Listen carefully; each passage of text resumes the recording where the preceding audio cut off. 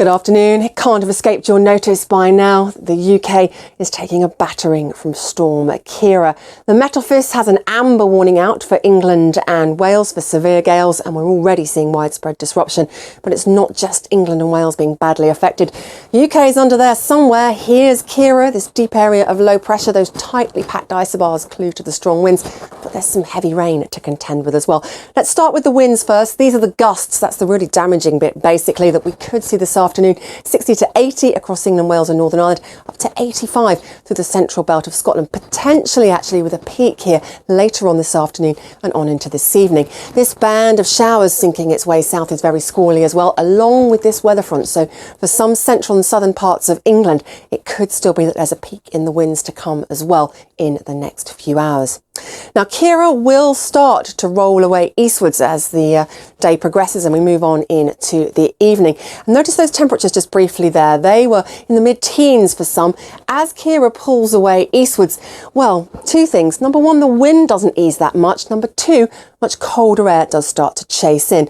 Overnight, I think the strength of the wind may spare many of us a particularly significant frost, but the colder air will start to herald the arrival of some snow showers. We plumb in to a cold northwesterly Arctic airstream, really for the early parts of the week. So it's quite a wintry feel. Snow showers on Monday for Scotland, Northern Ireland and Northern England above about 100, 150 metres, could give a good covering, could give up to 20 centimetres for the highest ground.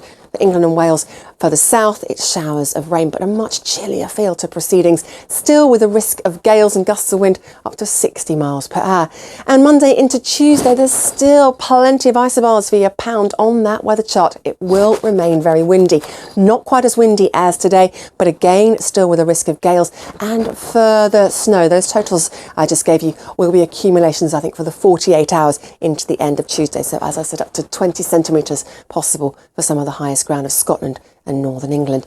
Tuesday into Wednesday, we look to the Atlantic and we're searching, I know, but there's a little bump of high pressure there coming in for Wednesday.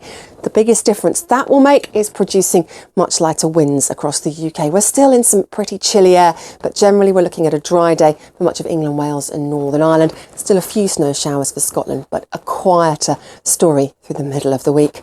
Wednesday into Thursday, here we go again. Another area of low pressure rolling in. Not such a deep centre, not quite as windy, but still another pretty windy day all in all. In contrast to Wednesday, come Thursday, some rain surging in from the south, perhaps something a little bit more wintry as this front tucks into Northern England and southern Scotland. And our temperatures never really recover. We're still about the 5, 6, 7 degree mark.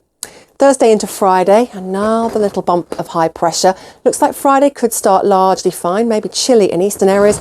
But then look towards the west, and as we get to the end of the working week, it looks like there'll be another band of rain knocking on the door and the wind threatening to pick up as well. But for eastern areas, Friday at least looks somewhat drier and brighter. But for our week ahead, we have a lot of lively weather to contend with. Please stay safe through the remainder of today while we continue to face those severe gales.